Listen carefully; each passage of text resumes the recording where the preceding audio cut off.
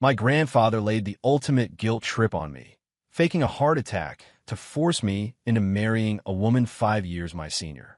I figured my life was basically over. On our wedding night, I was ready to lay down the law, to draw some boundaries and defend what little dignity I had left. Instead, she barely looked at me, tossed a black credit card on the table, and said in a voice as cold as ice, "Here's $100,000 a month for spending money. Stay out of my way." I looked at the card. I looked at her stunning, aloof face. And in that moment, I had an epiphany. Dignity? Who needs dignity? Honey, I thought, dropping to my knees in a perfect slide. How's this for staying out of your way? Chapter 1. My name is Leo Miller. I'm 22, fresh out of college, and my only real ambition in life is to become a professional slacker. But my grandpa, Joe, a stubborn old coot who's been known to flip the chessboard when he's losing a game of checkers in the park, decided my life needed more direction. So, he gave me a new direction I'd never forget. He was lying in a hospital bed, an oxygen mask fogging up with each breath, his hand clutching mine like a vice. "Leo, buddy, this is it for OL Grandpa Joe." Tears immediately sprang to my eyes. "Grandpa, don't say that. Just yesterday, you were arguing with Mr. Henderson about his illegal use of a king me. That was my last hurrah. A final burst of energy," he wheezed, pointing a shaky finger at a doctor standing nearby. "You asked Dr. Evans here. Am I not knocking on heaven's door?" Dr. Evans pushed his glasses up his nose, his expression grim. "Mr. Miller's condition is indeed fragile. It's a matter of the heart." I panicked. "What's wrong with his heart?" Grandpa Joe took a deep, dramatic breath, as if summoning his remaining life force. "My only regret, the one thing keeping me from the great beyond, is that I've never seen you settle down. I can't die in peace." I was floored. "Grandpa, I'm 22. I just barely meet the legal age to rent a car, let alone get married. Where am I supposed to find you a granddaughter-in-law?" "I found her for you." With a surprising burst of strength, Grandpa Joe whipped my birth certificate and social security card out from under his pillow and shoved them into my hand. "You remember my old army buddy, Mr. Chun? His granddaughter, Ava. I've already arranged it. 3 o'clock this afternoon. City Hall. Don't be late. Ava Chun." My mind screeched to a halt. I'd heard the name before. My grandpa's war buddy's granddaughter. Supposedly 5 years older than me. A total workaholic and still single. In my grandpa's world, a 27-year-old woman who wasn't married was practically a lost cause. He was clearly desperate, and he was about to throw me straight into the fire. "Grandpa, no. This is insane. You can't just arrange a marriage." At that, he ripped off the oxygen mask and sat bolt upright, looking healthier than I'd seen him in years. "Oh, so that's how it is. You've got your fancy college degree, and now you're too good for your old grandpa. You want me to die with regrets, is that it? Fine. I'll just die right now." He made a move as if to throw himself against the wall. Dr. Evans lunged, catching him in a bear hug. "Mr. Miller, calm down. Your blood pressure." I was completely and utterly defeated. Watching my grandpa's Oscar-worthy performance, I knew I was trapped. This wedding was happening, whether I liked it or not. At 2:50 p.m., clutching my documents like a man on his way to the gallows, I stood lifelessly in front of City Hall. In my head, I cursed the anonymous old maid I was about to be shackled to for the rest of my days. A sleek black Porsche Panamera pulled up silently to the curb. The door opened, and a long, perfectly sculpted leg emerged, clad in a tailored pantsuit. A woman got out. She was tall, dressed in a sharp white blazer and matching pants. Her dark hair was pulled back in a severe bun, revealing a flawless brow and elegant collarbones. Her face was a mask of cool indifference, her eyes holding a chill that seemed to lower the temperature of the entire block. The air around her crackled with an intimidating power. I was frozen. This was the 27-year-old old maid. She had the face, the body, and the sheer presence of a movie star. She walked directly up to me and looked me over once. "Leo Miller?" Her voice was like the rest of her, cool, crisp, and devoid of warmth. I nodded dumbly. "You have your documents?" I handed them over like a robot. "Let's go. I have a conference call at 3:30, so let's make this quick." With that, she turned and walked into City Hall, the sharp click of her heels on the pavement sounding like a death knell for my freedom. I followed her, feeling less like I was getting married and more like I was signing my life away. The whole process was a blur. Photos, forms, a bored-looking clerk stamp. In less than 10 minutes, we were back outside, each holding a freshly printed marriage certificate. My hand clutched the document, but my brain was still offline. I was married? My life, my beautiful, lazy, ambition-free life, was over. A wave of despair washed over me. No, I couldn't just accept this fate. Even if we were married, I had to defend my last shred of dignity. Chapter 2. Ava Chen's home, or I guess, our new home, was in a luxury high-rise in the heart of downtown Chicago. It was a massive corner unit, decorated in a severe minimalist style of black, white, and gray. It felt less like a home and more like a high-end furniture showroom, completely devoid of any personal touch. She led me inside and pointed to a room next to the master suite. "That's your room." Then she gestured to the master bedroom. "This is mine. Don't come in unless it's an emergency." She was about to disappear in her room when I took a deep breath and stopped her. "Wait." She turned, her cool eyes tinged with a mix of confusion and impatience. "Is there something else?" This was it. The battle for my dignity began now. I cleared my throat and stood up straight. "Miss Chun, even though we're legally married, I think we need to establish some ground rules. I propose we agree to 3 conditions." Ava raised an eyebrow, a flicker of something like amusement in her eyes. She leaned against the doorframe, crossing her arms. The pose said, "Go on, impress me." Her stare was unnerving, but I pushed forward. "First, this is a marriage in name only, to satisfy our grandfathers. In private, we lead separate lives. You do you, I'll do me." Ava nodded, agreeing. That gave me a little more courage. "Second, we sleep in separate rooms. There will be absolutely no physical contact. And don't worry, I may be broke, but I have principles. I have no intention of taking advantage of you." The corner of her mouth twitched, so fast I thought I might have imagined it. Fine. Victory was within my grasp. I launched my final, most important point. "Third, finance. I know I just graduated and don't have a job yet, but I'll find one.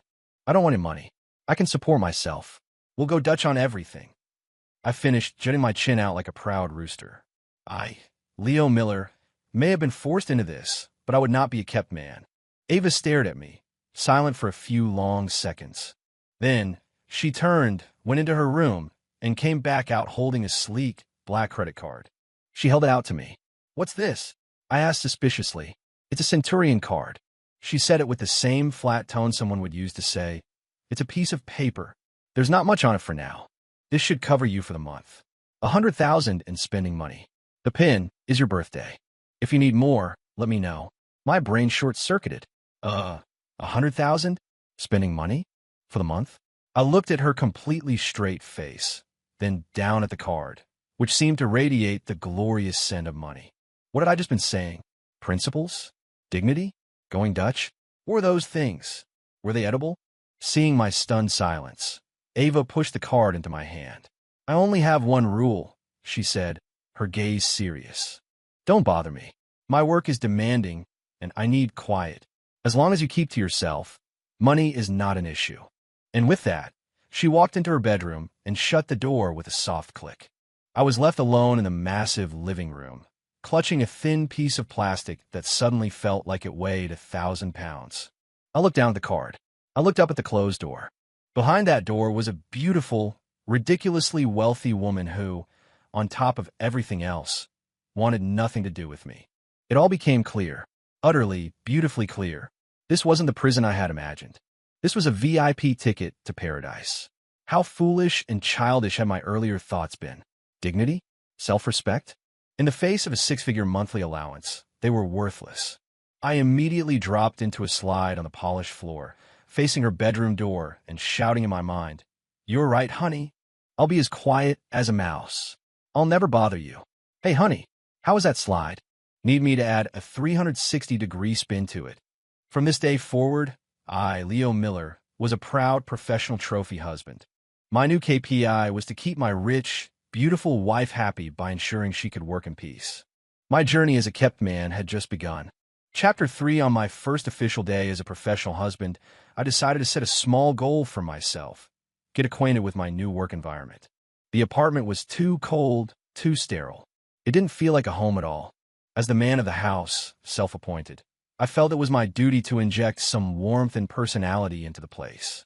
Ava left for the office at the crack of dawn, muttering something about a board meeting that would last all day. This gave me the perfect window of opportunity. Armed with a black card, I marched into the city's most expensive shopping district like a conquering hero. The feeling of swiping that card was absolutely glorious. By the end of the afternoon, the card was practically hot to the touch. That evening, when Ava returned home, dragging her feet with exhaustion, she froze in the doorway, utterly stunned by the scene before her. The once monochromatic living room had exploded into a riot of color. The expensive abstract painting on the wall had been replaced by a giant, glittery, live, laugh, love sign. The minimalist throw pillows on the sofa were gone, replaced by life-sized anime character body pillows, all staring at her with wide, innocent eyes. In the center of the room now stood a 6-foot-tall, life-sized Iron Man statue, posed in its classic repulsor-blasting stance. At its feet, I had placed a large glass jar with a handwritten label, Trophy Husband Fund. On the entertainment center, her collection of rare vinyl records had been carefully stored away, replaced by the complete Blu-ray box set of SpongeBob SquarePants. The entire apartment had been transformed from the office of a high-powered CEO into the playroom of a hyperactive child with a corporate credit card. Ava stood motionless in the entryway. I could practically hear the strings of her sanity snapping one by one. I popped my head out from behind the sofa, a winning smile plastered on my face. "Honey, you're home." Surprised, she slowly turned her head, her gaze landing on me. There was no anger, no shock, just a profound, soul-deep numbness. She looked like a woman questioning her own existence. "Who am I? Where am I? Why is this happening to me? What is all this?" she finally asked, her voice sounding distant. I ran over to her like a proud puppy, pointing to the wall decor. "This, live, laugh, love. Great motto, right? Inspiring." I then gestured grandly at Iron Man. "And this, a superhero to protect our home. Look at the detail on the armor plating. Makes you feel safe, doesn't it?" Finally, I pointed to the jar. That's my piggy bank. You know, for a rainy day." Ava was silent. A long, heavy silence. Just as I thought she was about to explode and throw me and all my new treasures out the window, she simply took a deep, shuddering breath and let it out slowly. She navigated around Iron Man, walked to the sofa, tossed an anime pillow aside with clear disgust, and sat down. She pinched the bridge of her nose and closed her eyes. "Leo." "Yes, honey. I'm here. How much did you spend today?" My heart skipped a beat. Was she mad I'd spent too much? I cautiously mumbled a number. Not that much. Around 20,000. Ava opened her eyes and looked at me. "Oh, and that was it. Oh, just oh." This was not the reaction I was expecting. A normal person would be screaming, calling me a wasteful idiot. Could it be that she actually liked my redecorating but was just too shy to admit it? Yes, that had to be it. A classic ice queen like her wouldn't know how to express joy. Deep down, she was probably thrilled. Buoyed by this thought, I doubled down on my efforts. "Honey, you must be exhausted. I drew a bath for you, 102 degrees, with lavender essential oils to help you sleep. Honey, what do you want for dinner? I ordered from that Michelin-starred Italian place downtown. It'll be here any minute." "Honey, stop talking." She had reached her limit. I immediately shut my mouth. She looked at me, her expression a complex mix of emotions. "I'm having second thoughts." "About what?" "About the 100,000. She paused, then added, "I should have given you more." I blinked. Perhaps," she said, studying me as if I were a bizarre science experiment. "I should have given you 200,000. Then maybe you would have gone and decorated someone else's apartment." With that, she stood up and walked into her bedroom without a backward glance. I stood there trying to process her words. Was that a compliment on my destructive capabilities? It had to be. I, Leo Miller, was clearly a natural at this trophy husband thing. First day on the job, and I'd already exceeded my boss's expectations. The future was bright. Chapter 4. To better perform my duties as a professional husband, I decided I needed to conduct some in-depth research on my client. The next day, I was up bright and early. When Ava emerged from her room, She was greeted by a breakfast spread spanning 4 different cuisines: American, French, Japanese, and Mexican. And me, dressed in a butler-for-hire costume complete with white gloves, bowing at a 90-degree angle. "Good morning, my dearest, honey. Which continental breakfast experience shall you be gracing with your presence today?" Ava's expression was one of a person who had been struck by lightning twice. She silently picked up a piece of toast, took a single bite, walked around me, and left the apartment. I wasn't discouraged. She was just shy. The moment her car left the garage, I was on her tail. I had to perform some on-site reconnaissance of my wife's work environment. Ava's firm, Chun Architectural Group, was located in a glittering skyscraper in the Loop. She was a named partner at one of the top firms in the country. I managed to slip in by pretending to be a Postmates delivery guy. The entire office had the same vibe as Ava herself: cold, silent, and ruthlessly efficient. Everyone moved like a well-oiled machine. I found her corner office. The door was slightly ajar, and I peeked through the crack. She was in a meeting with several employees, her expression severe as she eviscerated a man in his late 30s over a set of blueprints. "This is a rookie mistake.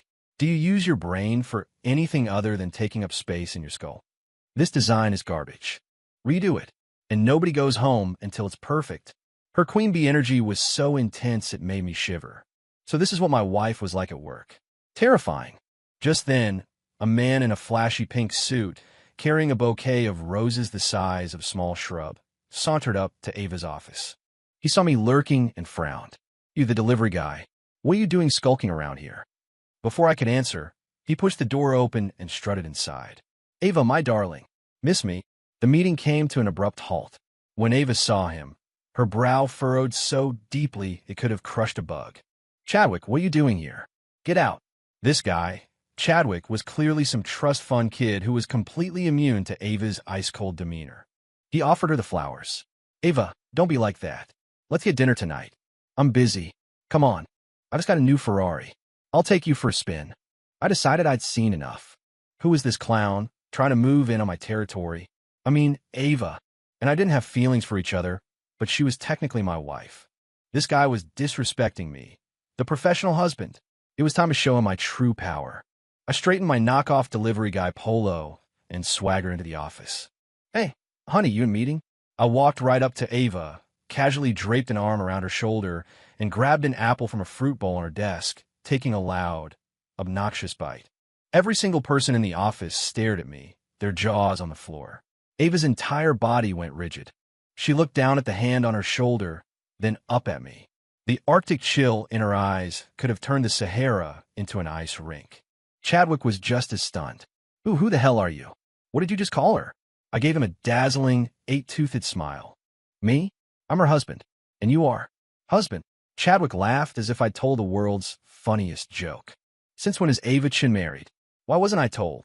He looked me up and down with disdain. "You? In that cheap outfit? You think you're good enough for Ava?" I sighed dramatically, looking at Ava with a pained expression. "See, honey, this is what happens when we try to be low-key. There's always some clueless jerk who judges a book by its cover." I pushed up my sleeve, revealing my bare wrist. "It's your fault, really. You insisted on buying me that Patek Philippe, but it's just too heavy. I left it at home today. Should have worn it, just to blind guys like this." I delivered the lines with heartfelt sincerity, not a hint of a blush on my face. Chadwick was speechless. The other employees were speechless. All eyes turned to Ava. I could feel the muscles in her shoulder tightening under my arm. Her other hand, below the desk, was surely clenched into a white-knuckled fist. She was mentally debating the legal ramifications of committing murder in the workplace. But she couldn't lose her cool in front of her team. Her professional reputation was on the line. She had to swallow her rage. Taking a deep breath, she forced a smile that looked more like a grimace. "Chad, I forgot to introduce you. This is my husband, Leo." She then turned to me, her eyes sparkling with a terrifyingly gentle light, but her words were ground out from between her teeth. "Darling, didn't you say you had a call with those Saudi princes about the new skyscraper project today? What are you doing here?" Damn, she was good. A master improviser. Skyscraper project? She was a quick thinker. I immediately played along. "Oh, you know how it is. The sheik insisted we have drinks." I barely got away.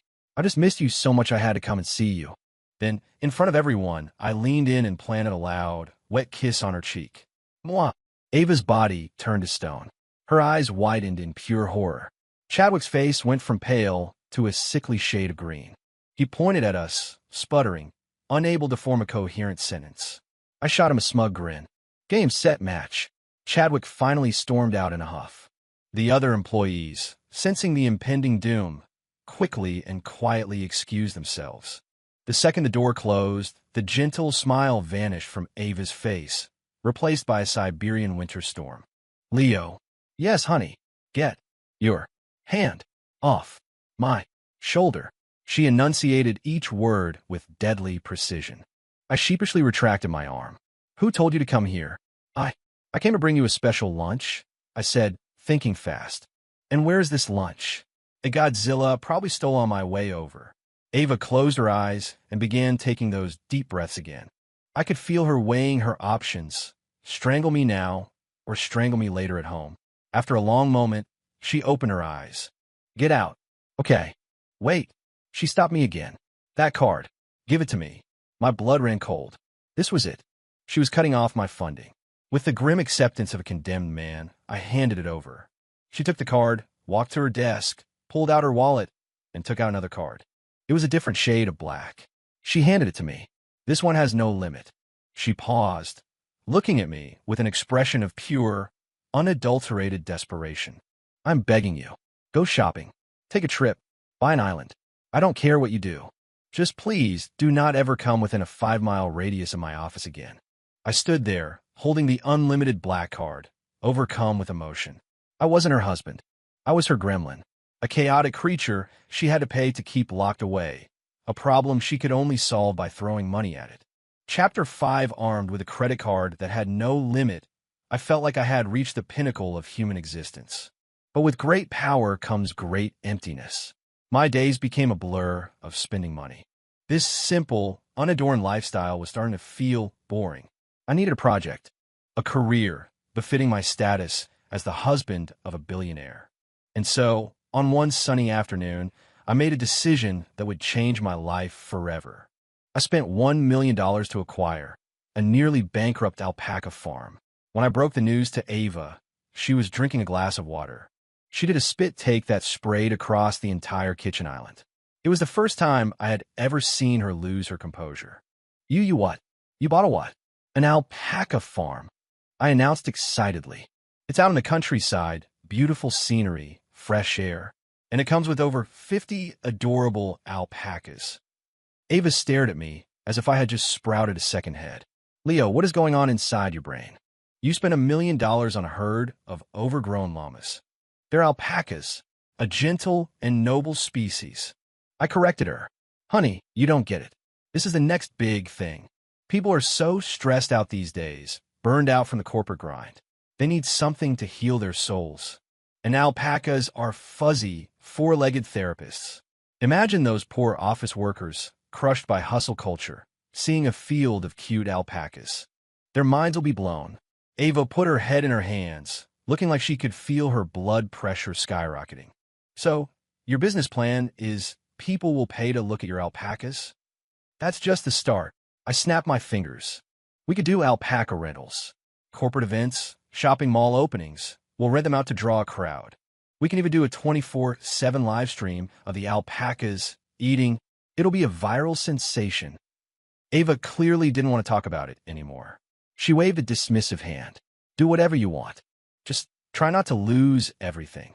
I felt she was underestimating me. Leo Miller, business prodigy? I couldn't possibly fail. Reality, however, hit me like a ton of bricks. Once I took over the farm, I realized it was a total money pit. The alpacas were skinny and listless, and the facilities were falling apart. More importantly, nobody knew the place existed. On opening day, the only visitors were me and a few crickets. It was just me and 50 alpacas staring at each other. I sat on a fence post, watching the sunset, deep in thought. Was my brilliant business career over before it had even begun? No, I couldn't give up. An idea began to form. Traditional marketing wasn't working. I needed to think outside the box. I pulled out my phone and created a new TikTok account. The username, I kept minting his alpacas. Then I filmed my first video. In it, I wore a ripped tank top and a pair of old flip-flops, sitting melancholically among the alpacas. I set it to a sad, instrumental track. The caption read, "She said she loved me, but in the end, she only gave me $1 million and told me to get lost with my new friends. I guess this is goodbye." Heartbroken sugar mama divorce, the video exploded. The comments poured in. $1 million? Bro, where do I find a woman like that? I'll get lost for her RN.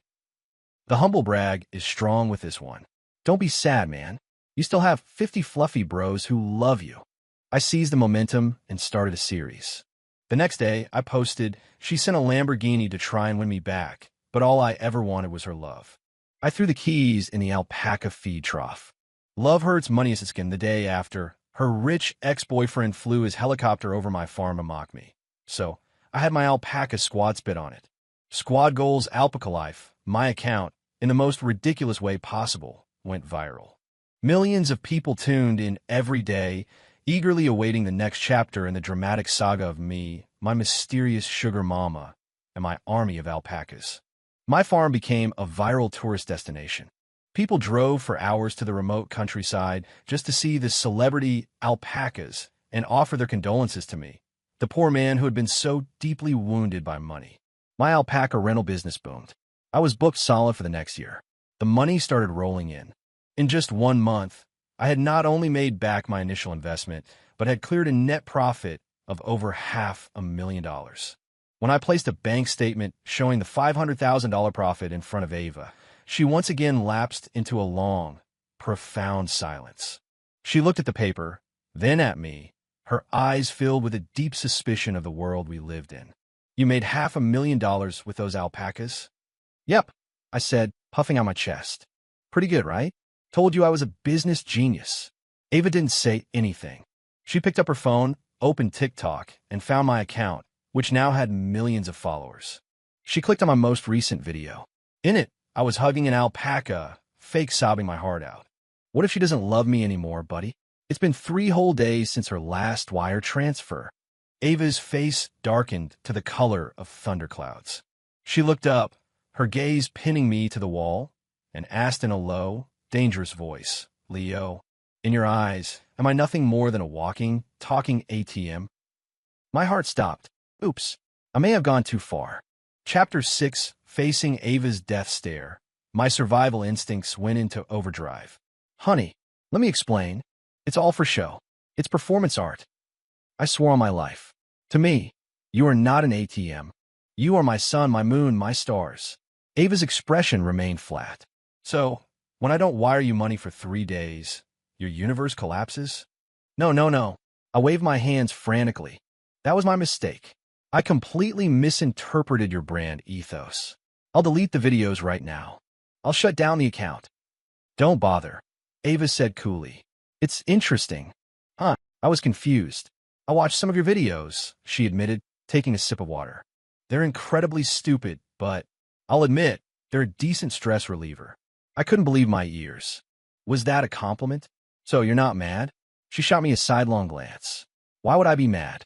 You're making your own money. That's a good thing." She paused. "Besides, I heard you rented 20 alpacas to serve as greeters for Chadwick Kensington's corporate gala." I found that particularly inspired. Now I remembered. A huge order had come in from Kensington Corporation. I hadn't made the connection at the time. The mental image of Chad and his stuffy executives being spat on by a welcoming committee of 20 alpacas made me grin. However, Ava's tone shifted. "Now that you're financially independent, I assume I can take back the unlimited credit card?" My smile froze on my face. "No, wait, honey. It's not the same. The money I make is business, but the money you give me is love. Without your love, my business has no meaning." The corner of Ava's mouth finally, for the first time, curled into a genuine, tiny smile. It was gone in a flash, but I saw it. My wife. She smiled. She was capable of smiling. It was like discovering a new law of physics. From that day on, I noticed a subtle shift in Ava. She no longer treated me like a piece of inconvenient furniture. Occasionally, she'd ask about the alpaca farm. I even caught her, I think, smirking at one of my dumb TikTok videos. The icy atmosphere between us began to thaw. My business, meanwhile, was on fire. Alpaca Paradise became the hottest tourist trap in the state. I even launched a line of merchandise: plush alpaca toys, alpaca wool scarves, and premium alpaca manure fertilizer. All of it sold out. I, Leo Miller, had transformed from a kept man into the undisputed alpaca king. But success breeds jealousy. One day, I was at the farm, teaching my alpaca crew a new viral TikTok dance, when Chadwick Kensington and a few of his cronies stormed onto the property. "Miller, get your butt out here." I knew immediately this was trouble. I patted my lead alpaca, Alpacasino, on the neck. "All right, boys, battle stations." The herd immediately snapped into formation, their mouths puckering as they prepared their saliva-based artillery. The sight made Chadwick take a step back. What do you think you're doing? I'm here to talk business." "What business?"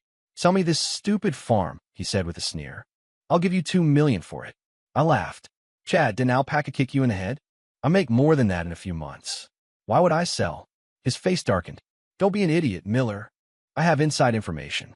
The county is about to seize this entire area to build a new tech campus. In a few months, this land will be worthless, and you'll get nothing." My heart sank. How did I not know about this? "You're bluffing." "Am I?" Chad scoffed, pulling a document from his briefcase. "See for yourself. This is from a source inside the Planning Commission. The official announcement is a month away. I'm doing you a favor, offering you $2 million. It's more than you deserve." I looked at the documents. It all looked terrifyingly official. My entire enterprise was on the verge of being wiped out. "So, what's it going to be?" Chad gloated. "This is a one-time offer." I was torn. Just then my phone rang. It was Ava. I walked a few paces away to answer. "Hey, honey, where are you?" "At the farm. We have a situation." There was a pause on the other end. "Chadwick is there, isn't he?" I was stunned. "How did you know?" "Because," she said, her voice as calm and steady as ever, "I'm the lead architect on the new South Chicago Tech Park project. The rezoning proposal was my design." I was completely and utterly floored. "The parcel of land your farm is on," she continued, "is not part of the eminent domain seizure. In fact, it's designated as the project's sole permanent green space and ecological preserve." My brain slowly processed this. The document Chadwick has is a 3-month-old preliminary draft. His plan was probably to buy your land cheap and then sell it to the development committee at an inflated price. For the first time, I detected a faint note of mockery in her voice. What he doesn't know is that the final master plan was approved yesterday. I hung up the phone and looked at the arrogant fool in front of me as if seeing him for the first time. I walked back over and handed him his document. "Thanks for the generous offer, Chad, but the farm's not for sale." He sputtered. "You'll regret this." "Will I?" I smiled. "I think you're the one who's about to have some regrets." I pulled out my phone, opened the file Ava had just sent me, and showed it to him. "Here's the final master plan for the tech park. Hot off the press." Chadwick snatched the phone. As he scanned the screen, his face went white as a sheet. He pointed a trembling finger at the area clearly marked Alpaca Paradise Ecological Preserve. This can't be real. It's a fake. I guess you'll find out in a month, won't you?" I patted his shoulder condescendingly. "Next time you try to pull a fast one, Chad, you should make sure your information is up to date." Chadwick and his goons staggered away, defeated. Watching him go, I felt a new kind of admiration for Ava, something beyond her wealth. My wife was a whole lot more brilliant than I ever realized. Chapter 7, The Incident with Chad, taught me a valuable lesson. Being a trophy husband was a delicate art. To secure my position for the long haul, I needed to fully embed myself into my benefactor's life and make her happy to have me there. I decided on a full-scale infiltration of my wife's personal life, starting with her stomach. I gave our private chef a paid vacation and took over the kitchen myself. Thanks to my mom's lifelong training regimen, born from her fear that I'd be single forever and starve, my cooking skills were more than decent. On the first night, I made a 4-course meal. When Ava came home to a table laden with hot food, she froze in surprise. She sat down silently, picked up her fork, and tried a bite. Then, without a word, she ate everything on her plate. The next night, I made a seafood feast. Again, she polished it off in silence. On the third night, I made her favorite spicy hot pot. As the fragrant steam filled the kitchen, she finally spoke. Leo, you don't have to do this. Do what? Try to please me. Her expression was complicated. This is just a contract. Says who? I retorted. We have a marriage certificate. We're legally husband and wife. It's my duty to cook for you. I placed a perfectly cooked piece of brisket in her bowl. Besides, I'm not trying to please you. I'm worried about you. You work so hard all day, you shouldn't have to come home to a cold, empty house. Ava didn't respond. She just lowered her head and quietly ate the brisket. But I saw it. The tips of her ears were turning pink. Next, I moved on to our living space. I moved the Iron Man statue to the most prominent spot in the living room, declaring him the official guardian of our home. I started a small herb garden on the balcony, claiming it was to embrace a rustic lifestyle and soothe the soul. I also adopted a cat, a fat, lazy orange tabby, to bring a little more life into the apartment. Ava's reaction to these changes evolved from initial annoyance to weary resignation and finally to acceptance. Now, when she comes home from work, she'll give our man a little nod, check on the progress of my basil plants, and then scoop up the cat, whom I named Mr. Wonderful, and curl up on the sofa to watch TV. She never says anything, but I know this cold, sterile apartment is slowly, piece by piece, becoming a warm home because of me. Our relationship was changing in subtle ways, too. One night, I had to entertain some clients for the alpaca farm and had a little too much to drink. I stumbled home late, drunk and disheveled. The first thing I saw was Ava sitting on the living room sofa in her pajamas. The TV was on, but she wasn't watching it. She was waiting for me. She frowned when she saw me. Why did you drink so much? Celebrating, I slurred, fumbling with my keys. Signed a huge new contract today. She came over and helped me stay upright, her frown deepening as she smelled the alcohol on my breath. She didn't scold me. She just silently guided me to the sofa, then went to the kitchen and came back with a glass of water and some aspirin. Watching her take care of me, a warm feeling spread through my chest. Fueled by liquid courage, I grabbed her hand. Honey, her hand was cool to the touch. It flinched in my grasp, and she tried to pull it away, but I held on tight. Honey, you're the best, I said with a goofy, drunken grin. She looked at me, her gaze flickering, but she didn't say anything. Everyone says I'm a gold digger, that I'm just living off you. I rambled, the words tumbling out. But I don't care. Being your kept man is the luckiest thing that's ever happened to me. The soft light of the living room lamp softened the sharp angles of her face, making her look almost gentle. She just watched me quietly, listening to my nonsense. I don't remember much else of what I said. Just that, right before I passed out, I thought I heard her whisper very softly right next to my ear, "You idiot."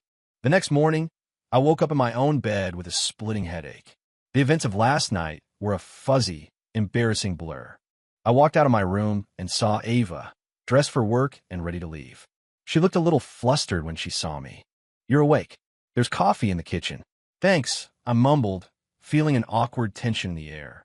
Just as she was about to walk out the door, a sudden impulse made me ask, "Hey, honey, I didn't say anything stupid last night, did I?" She paused at the door. Without turning around, she said quietly, "You did." My heart sank. "You said," she continued, "that the luckiest thing that ever happened to you was marrying me." And with that, she opened the door and left. I stood there, alone in the apartment, my heart hammering against my ribs.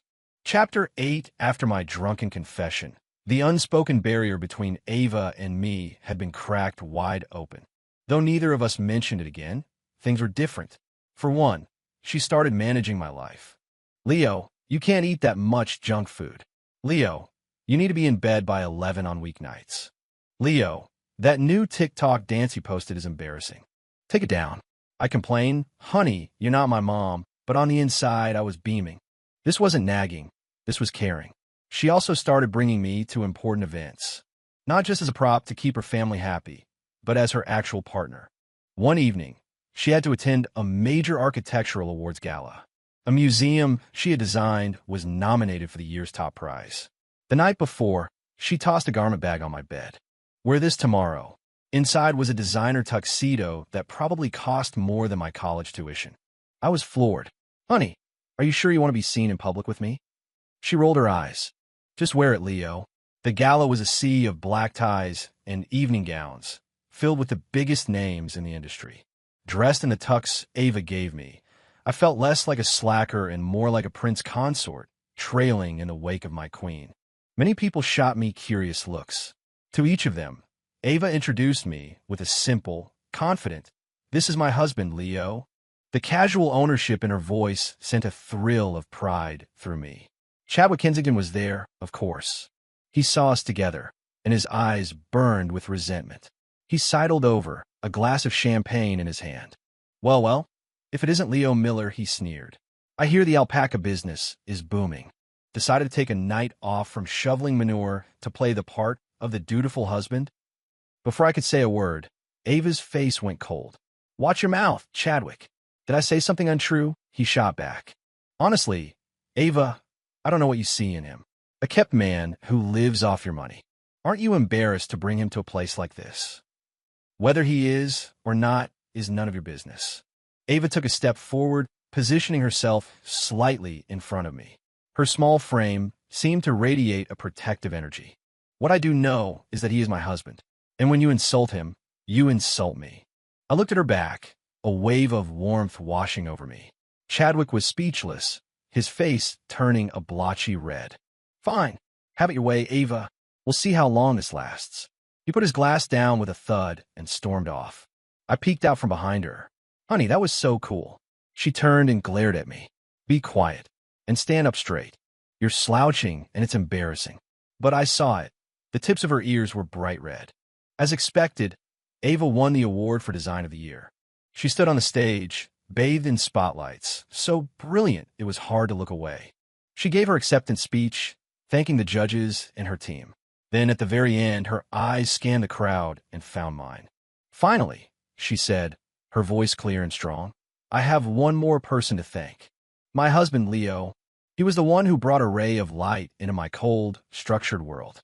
He taught me that great design isn't just about lines and materials. It's about the warmth of a home." A murmur went through the audience. Every head turned to stare at me. I stood there, looking up at her on the stage, feeling like my heart was going to beat its way out of my chest. On the drive home, the car was quiet. I snuck a glance at her, only to find she was already looking at me. Our eyes met, and the air between us felt charged. "Honey," I finally worked up the nerve to speak. "What you said on stage, did you mean it?" She didn't answer directly. Instead, she asked, "What you said the other night, when you were drunk, did you mean it?" I nodded without hesitation. Every word. She stared at me for a long moment. Then, slowly, she leaned towards me. Before I could process what was happening, a soft, cool pressure landed on my lips. My brain went completely blank. Outside the car window, the city lights blurred into streaks of color, like a beautiful, abstract dream. The kiss was gentle and brief. She pulled back and sat upright, a faint blush on her cheeks, though she tried to maintain her composure. "Consider it a bonus for your recent performance." I touched my lips, a goofy grin spreading across my face. "Honey, can I apply for a repeat bonus?" My answer was a light, embarrassed punch on the arm. And I understood. Our marriage contract, from that moment on, was officially null and void. Because somewhere along the way, we had both started to believe it was real.